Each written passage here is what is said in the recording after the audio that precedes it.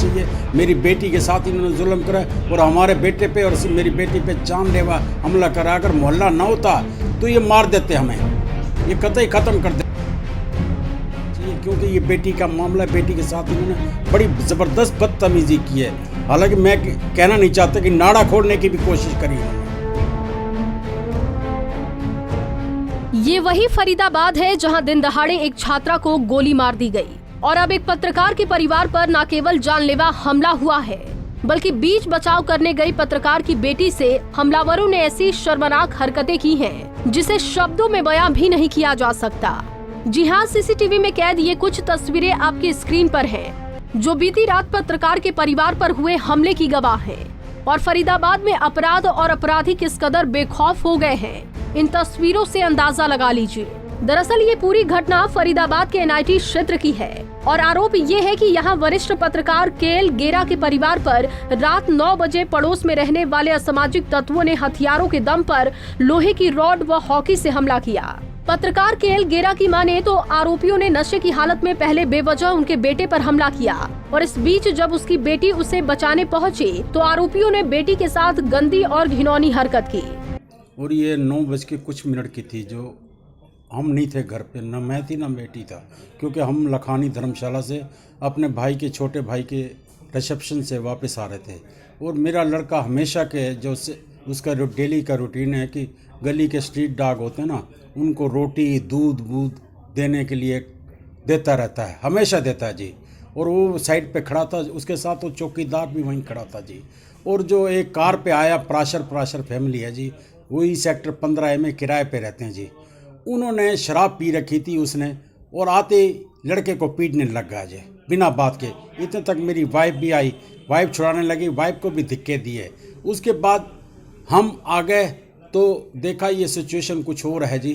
तो मेरी बेटी फटाफट निकल गई, क्योंकि मैं तो 70 साल का बुढ़ा हूँ जी।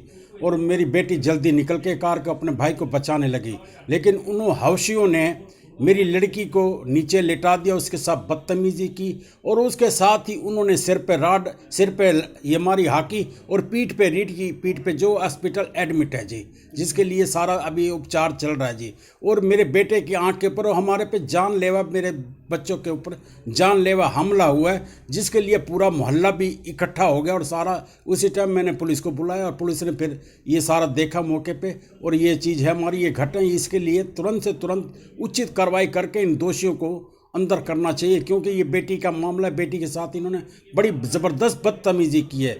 हालांकि मैं कहना नहीं चाहता कि नाड़ा खोलने की भी कोशिश करी इन्होंने, मतलब ये हालात करा जी इन्होंने, इसलिए मैं आपको कहता हूँ। पीड़ित पत्रकार ने पड़ोस में किराए पर रहने वाली पराशर फैमिली पर हमला करने और बेटी से छेड़छाड़ करने का आरोप लगाया है। साथ ही ये भी बताया है कि अगर मोहल्ले के लोग इकट्ठा नहीं होते तो आरोपी उनके परिजन की जान ले लेते। इस हमले में पत्रकार का बेटा और बेटी दोनों घायल हुए हैं, जिसको लेकर फरीदाबाद के पत्रकारों ने बैठक कर पुलिस को चेतावनी भी दी है और दोषियों पर कड़ी कार्रवाई की मांग उठाई है। हमारे प्रेस क्लब के एक साथी हैं, सीनियर साथी हैं केएल गेरा जी, उनके बच्चों के साथ 3 तारीख की रात को, 3 जनवरी की रात को काफ़ी कुछ लोगों ने मारपीट की। उनके बच्चों को काफ़ी चोटें लगी आंख पे, और उनकी बेटी को भी अभी भी वो हॉस्पिटल में है। तो जिस तरह की इस तरह वारदात हुई है, उसको देखते हुए अगर हमारे किसी साथी के साथ इस तरह की वारदात होगी तो बर्दाश्त नहीं की जाएगी। इसी संबंध में मीटिंग की और हमने पुलिस कमिश्नर को इस संबंध में एक ज्ञापन भी देने जा रहे हैं, उनसे बात भी कर रहे हैं कि जो भी सख्त से सख्त कार्रवाई की जाए। तो क्या यहाँ के जो कैबिनेट मंत्री हैं मूलचंद शर्मा, या जरूरत पड़ी तो कृष्णपाल गुर्जर जी, क्या यहाँ भी संपर्क किया जाएगा? जहाँ जरूरत होगी वहाँ हम जाएंगे। किसी भी तरह से, किसी भी सूरत में मामले को हल्के में ना ले कोई भी, ये ध्यान रख लें। जैन साहब, क्या लगता है पत्रकार के परिवार के साथ जिस तरह की घटना घटी, तो क्या मानते हैं, किस तरीके का माहौल है फरीदाबाद में? देखिए, आजकल अगर देखें कि जिस तरह लोग कर रहे हैं, अगर रात के समय अगर लड़की है और उसके साथ भी अगर ये हुआ है, तो लड़कियों के साथ, बच्चियों के साथ तो अगर हो रहा है, और एक पत्रकार साथी के, पत्रकार फील्ड में घूमते रहते हैं, जिस तरह उनका कहीं भी इस तरह अगर घूम रहे हैं तो वैसे ही उनके पास कोई सेफ्टी और कुछ नहीं है। तो हम चाहेंगे जरूर सरकार से कि हमारे पत्रकार साथियों के साथ जरूर न्याय।